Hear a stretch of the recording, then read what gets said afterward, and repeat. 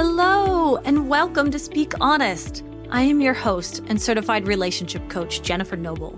It has been my passion for over a decade to help women like you heal what's been holding you back from having the relationships you deserve. Are you struggling with a relationship where you can't seem to voice your emotions, needs, and boundaries without having it blow up in your face? Then you have found the right podcast, my friend. Get ready for practical tips, empowering truths, and honest conversations. Now, let's dive in. Hello, everyone, and welcome back to another episode of Speak Honest. I am Jen Noble, your go-to relationship coach, and on today's episode, we are going to be answering some listener questions. So lately in the Facebook group, I've been getting a lot of really great questions, as well as in the Relationship Reboot program. Some amazing questions that these women keep asking me, and I thought to myself, let me start kind of collecting these, and let me answer them on the podcast. I answer them in the Facebook group when I can. I answer them in the program as well during our group coaching sessions. But at the same time, I think they're really important to be giving to all of you. To all of you listening right now, you deserve to be able to get your questions answered as well. So if this is something that interests you, if you're listening to the questions today while you are listening to this podcast and you want to ask your own question, then I invite you to join us over in our free Facebook community. We have a free Facebook community that is filled with women just like you looking to heal their attachment styles and better their communication with their partners. Or maybe you're not in a relationship right now, but you want to learn how to communicate better so you can in the future. That's what we do. We'd love to have you. You can scroll down to the show notes and you can click on the link to join our free Facebook community, or just go to Facebook and in the search engine, type in Speak Honest. You're going to see these two little orange hearts on both sides. It'll say secure attachment and confident communication for women. That is our Facebook community. I would love to see you over there. But if you have a question, that is the best place to go and ask me. And then at some point in time, I might even be able to answer them here on the podcast. So with all of that said, let's dive into today's episode. All right. So I have about 4 questions right now that I was going over, and I saw a bit of a theme happening in our questions for this week. And so we're going to be talking a lot about attachment styles. We're going to be talking about activating and deactivating strategies. We're going to be figuring out if it is my anxious attachment that's happening or is it actually my intuition that is coming up. We're also going to be talking about what exactly is a trauma bond. And if I'm in a trauma bond, how do I change myself emotionally or physically to stop being attracted to someone? So these are the questions that I had come up that I wanted to touch on today. So let's start with question number 1. My client asked, what is the difference between activating and deactivating strategies? Well, the short answer here is that activating strategies are attempts to pull someone closer to you. So this typically happens with an anxious attachment style. And activating means you're kind of coming up in your body in a way in which you are getting activated. You can feel the kind of anxiety. You can feel the bubbles forming inside of you. And you are trying everything you can to cling on to the person. This is an activating strategy. A deactivating strategy is when you start shutting down. It's when you start pushing them away. This happens a little bit more with avoidant attachment styles. And so, for example, let's say for activating, an activating strategy might be texting someone 6 times in a row because they never got back to you. So that one's really kind of important to notice. Maybe your activating strategy is you have to text this person right away. And if you don't, like your insides feel like they might explode. That is when you are in your anxious attachment. That is an activating strategy. It's also an activating strategy to feel like you need to know where your partner is at all times. If you start feeling jealous, if you start feeling like they're going to betray you or cheat on you, if you start asking them tons of questions like, where were you? Why weren't you home in time? What's that smell? Why is your shirt different? Right? Your hypervigilance is picking up. These are all activating strategies. And on the other end, a deactivating strategy might be just pushing someone away. Flaw finding is a really big deactivating strategy. This is where we see things in our partner and we think to ourselves, we don't like them. We don't like the way they cough. We don't like the way that they chew with their mouth open. Although I really don't like that in general. So, maybe that's just a non-negotiable for me and not a deactivating strategy. But let's say it's something that's never bothered you really before and all of a sudden it's starting to bother you. You hate the way he takes his socks off at night. And all of a sudden you're convincing yourself, we're not even meant to be together. And so you avoid his texts. You don't answer his questions. You stay later at work because you don't want to come home. These are all deactivating strategies. So these strategies, remember, they are usually subconscious. They are just attempts to regulate our attachment fears. So let me say that again. Activating and deactivating strategies are just unconscious attempts to regulate attachment fears. That's all they are. And so we're just going to work through them as we go along. So great question. If you have any more questions about that, hop into the Facebook group, ask me more. I can dive into that deeper. But let's go to the next one. The next one is somebody asked me, is it me or is it my anxious attachment? I love this question. And in fact, you can go back earlier on in one of the episodes I have, somebody asked, is it me or is he an asshole? Right? This is often a question. Is it me or is it something else? My first question there is usually to ask, who is you? Who is the essence of you? Who are you? And oftentimes we don't know that. So until we know who we are, this can be a tough conversation to have. And we work inside the Relationship Reboot program to rebuild the relationship with ourselves. So that way we know who we are. But otherwise, let's look a little bit as to what this might look like. So let's understand the difference between who we are and what anxious attachment is. In this regards, I'm going to talk about who we are as our intuition, that deep knowing. You know, that feeling in the gut that like, yes, that is what I know. I feel like that's what we think of when we think of our true essence, our true self. Well, intuition comes with a calm knowing. It's centered. It's grounded. It's slow. It doesn't need to fix anything right now. It's just a soft knowing. That is our intuition. Whereas our attachment, it feels like urgency. It feels like panic, obsession, rumination. Like if we don't take care of it right now, we will die. It's kind of like what we were talking about in the last question. It's activating. If you are feeling activated, if you're texting 6 times, that is not your intuition, sweetheart. That is your anxious attachment.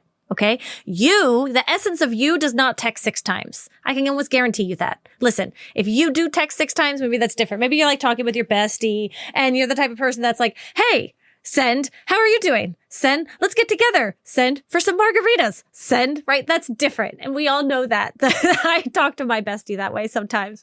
It's like just a train of thoughts that come out of my mind as I'm talking to them.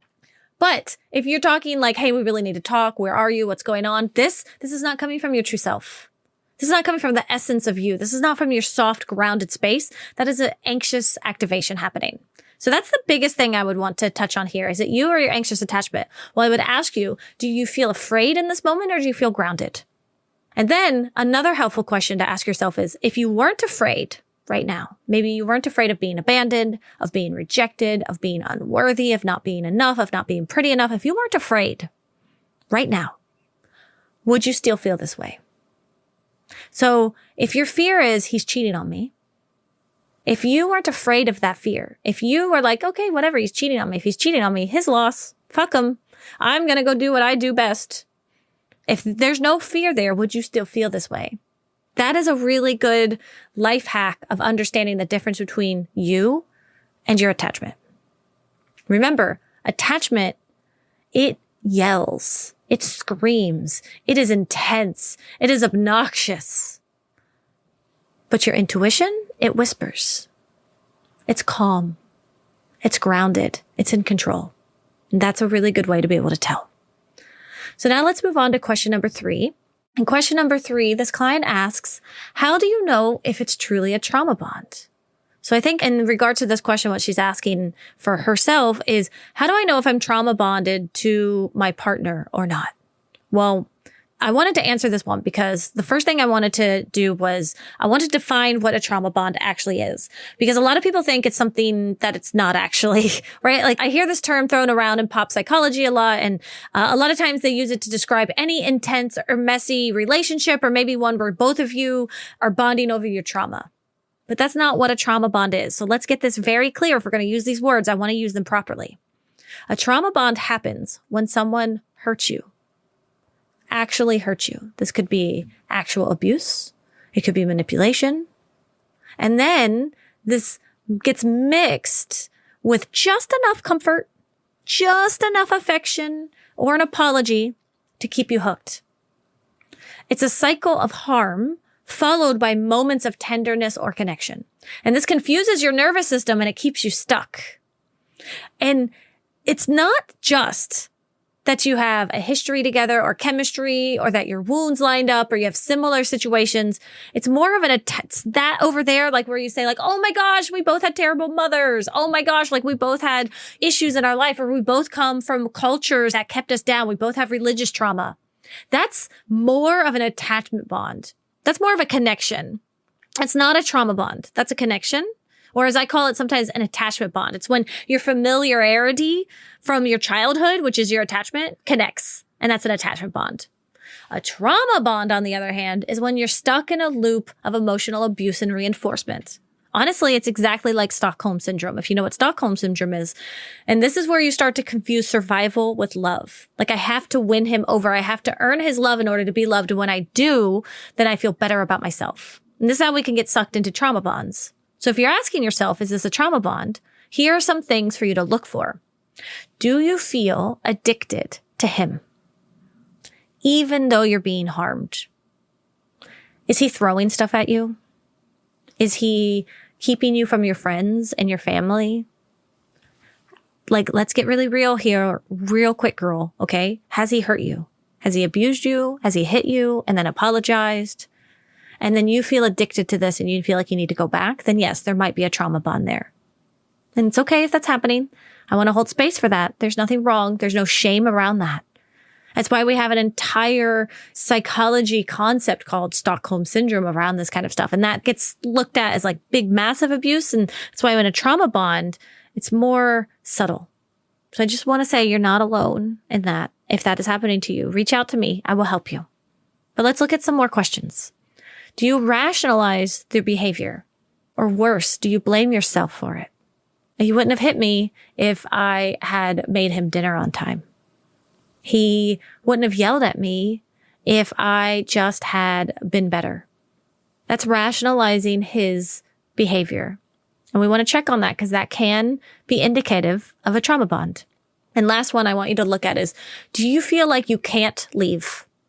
Are you terrified of being without them even though the relationship feels unsafe? Do you feel unsafe with this person and yet you cannot leave this relationship? Then there is a high chance that there is a trauma bond going on there. And these trauma bonds, they are no joke. Okay, there's not something to be dismissed or questioned or be like, why can't you just leave? Like, that's always a question. And that does a disservice to the people in these relationships. It is not that easy. It is difficult. And if you're going through that, let me know. We can work through this, or we can find you the help you need for it, okay? So if you answered yes to any of those questions, it is time to look a bit deeper. And I just want you to know, if you are in a trauma bond, it is not your fault. Your nervous system is doing everything it can to keep you safe. It is just looking for the familiar. And healing means getting honest about the harm and slowly building the safety to walk away. And now let's jump into the next question real quick because I wanted to touch on this one. How do I change my emotional or physical attraction to someone who is unhealthy for me? Now, see, I think this one works really well with the previous question, even though two different people asked this question, which is really great. But this one works really well with the previous question because let's say you are in a trauma bond. Then how do you get out of it? Well, first, you need to work on your non-secure attachment stance. Are you anxious, avoidant, disorganized? What's keeping you stuck in this mix of fears? You have the fear of being unworthy, the fear of being alone, the fear of rejection. I want you to find the fear that hits deepest for you and then follow that fear all the way out. What's keeping you sucked in? Are you afraid to be alone? Are you afraid you're nothing without him? Are you attracted to him because he loves you so deeply when you're together, but when you're apart, he doesn't give you the time of day? And if that's the case, then what's preventing you from just saying, no, I don't want this anymore? And we need to ask ourselves those hard questions. Not, how do I stop being attracted to him? But why am I not leaving him if I know he's unhealthy for me? That's the question. We want the attraction to go away, so the leaving part is easier. I get it. But unfortunately, that attraction, it will linger. And I just want to be very honest here. Like, I'm still attracted to my ex. And this has been, 5 years later? But it's a constant reminder that I know he's not good for me. And I know I deserve better. And I know I can do better now. So that attraction, it won't just go away all on its own. It still gets stuck in there. It's just our body used to the familiar. But what you can do is rise above that attraction. You can see that he's unhealthy for you and you can let go. And once you get to that level of acceptance, where you accept that you will always be somewhat attracted to him, then you can start to find what is holding you back from leaving. And that's the part I want to dig into. And if you're out there right now and any of these questions are resonating with you, but you want to dig deeper into them, then I invite you to come on the podcast and get some free personalized one-on-one coaching with me. I am a certified relationship coach with the ICF. I have my training in attachment, communication, inquiry, IFS, somatics, NLP. So it would be an honor for me to help you through your struggle. Maybe you're listening to me talk about how hard it is to leave an unhealthy relationship, but your brain is thinking, yeah, Jen, sure, but how? And that's when it's best to jump on a call with me and explain to me your unique situation, because there's only so much I can answer, honestly, in these kind of questions. But to truly get to the deeper healing, we need to dig deeper. We need to ask questions. We need to figure out your unique attachment stance to see what would help you. So if that sounds like something you need right now, I want you to scroll down to the show notes and click on the link to apply to be on the podcast. Or you can go to speak-honest.com/podcast and find out more information there. All right, everyone. I hope you have a beautiful week this week. Happy 4th of July to anyone that is celebrating. I will speak with you all next week. Take care. As we wrap up today's conversation, always remember that healing is a journey, not a destination. And it is an honor to be a part of your healing journey. If you want to dig deeper into the topics we covered today, be sure to head over to our show notes where you can find all of the valuable information mentioned in today's episode right there. And please remember to rate, review, and subscribe if you enjoyed today's podcast. Your feedback means the world to us and helps others discover our podcast. Until next time, remember to speak up and speak honest.